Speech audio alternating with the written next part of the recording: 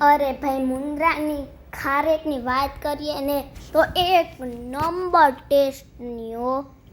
એટલે આપણે તો કિલો ખારેક લઈ જ લીધી હતી.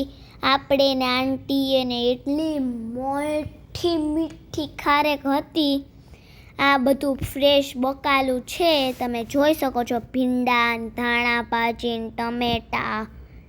અહીંયા ખારેકું છે, ઘણી બધી ખારેક છે. આ પણ છે. આજે ઓલા નાના બકાલાને નાના સ્ટોર હોય છે ફ્રૂટ્સના ને, ત્યાં તાજું મસ્ત બકાલું હતું. કકડી, કરેલા, મરચા, ગલકા, એવું બધું. સીંગું. પછી આજે ઓલો સૂખો મેવો ટાઈપ આવે છે એ હતો. હાલ હું તમને લોકોને છે ને એક વસ્તુ બતાવું છું, જે એક બહુ જ મસ્ત વસ્તુ છે. અહીંયા મેંગો છે, જે ઓલા દેશી આવે ને એ વાળા. તો એ સ્પેશિયલ વસ્તુ છે. આ મુંદ્રાની મેઇન બજારનો ગેટ એટલો મસ્ત છે ને ભાઈ, મને તો બહુ જ ગમે. પછી તો આપણે પહોંચી ગયા હતા મુંદ્રાના બસ સ્ટેશન ઉપર. અહીંયા આપણે જોતા હતા કે કઈ બસ આવી છે ને કઈ જાય છે ને. પછી તો ત્યાં બાયણે જ આપણે મળી ગયા હતા આટલા બધા ખારેકોવાળા. પીળી ને લાલ ને કેટલી બધી સજાવેલી હતી ખારેક. તમને લોકોને પીળી વધારે ભાવે કે લાલ વધારે ભાવે? મને તો લાલ વધારે ભાવે. તમને જે ભાવતું એ કમેન્ટ બોક્સમાં જરૂરથી જણાવજો. આ બેન પાસે ઘણી બધી હતી. આખું લાલ લાગતું હતું મને માર્કેટ તો ખારેકની જોઈને. આ ઓલો જે નાનો ઓલો ફ્રૂટનો જે સ્ટોલ્સ આવે છે એ હતો. ત્યાંથી આપણે ગુલાબ અને સંતરા લીધા હતા. ગુલાબ મને સ્પેશિયલી બહુ જ ભાવે છે. અને સંતરા તો છે ને, સંતરામાં પાણી હોય છે, ફાઈબર પણ હોય છે, એટલે લીધા હતા.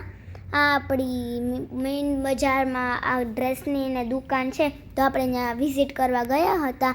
અહીંયાથી તો એટલું કંઈ ગમ્યું નહીં. પછી આ સાડી જોવા લાગ્યા મમ્મી, પણ ત્યાં એટલું કંઈ ગમ્યું નહીં. પછી તો આપણે બીજી દુકાને પહોંચી ગયા. અહીંયા પણ ઘણી બધી દરબારી સાડીઓ હતી, એટલે આંટી જોતા હતા. કેમ કે મમ્મી તો દરબારી સાડી પહેરતી નથી, એટલે આંટી જોતા હતા. પણ ત્યાં આપણે એટલું કંઈ ગમ્યું નહીં. બાયણેથી તો મસ્ત દેખાતી હતી દરબારી સાડી, પણ અંદરથી આટલું કંઈ ગમ્યું નહીં. એટલે ત્યાંથી આપણે રિજેક્શન લઈને આવી ગયા દૂસરી દુકાન ઉપર. અહીંયા તો બહુ જ સારા ડ્રેસ હતા, એટલે અહીંયાથી આપણે એક ડ્રેસ તો લઈ જ લીધો. અને મમ્મી તો એક છોકરું સાથે રમતી હતી. એકદમ મસ્ત ડ્રેસ લીધા છે અહીંયાથી. પછી તો આપણે લોકો નીકળી ગયા. 9:30 જેવો સમય વાગ્યો છે ને નીકળી ગયા છે દૂધ લેવા માટે.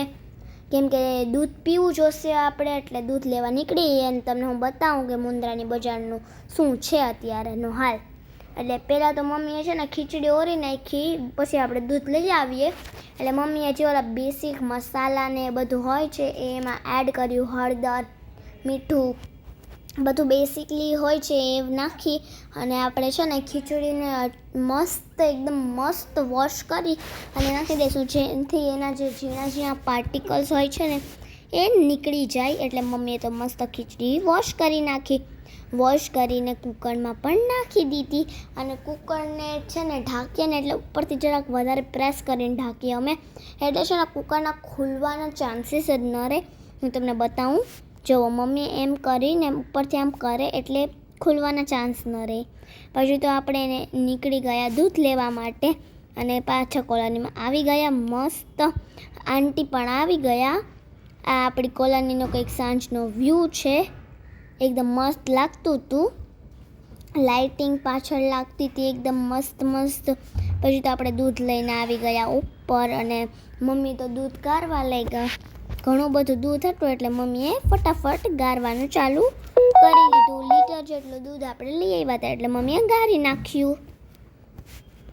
અમે તો પ્લાસ્ટિકની ગળણીમાંથી ગાળીએ. તમે લોકો સ્ટીલમાંથી ગાળો છો કે પ્લાસ્ટિકમાંથી? જરૂરથી કમેન્ટમાં જણાવજો. પછી તો મમ્મી આખું દૂધ એક નંબર ગાળી નાખ્યું. અમને તો આ દૂધ બહુ જ ભાવે. તો મળીએ બીજા વિડીયોમાં, ત્યાં સુધી બાય.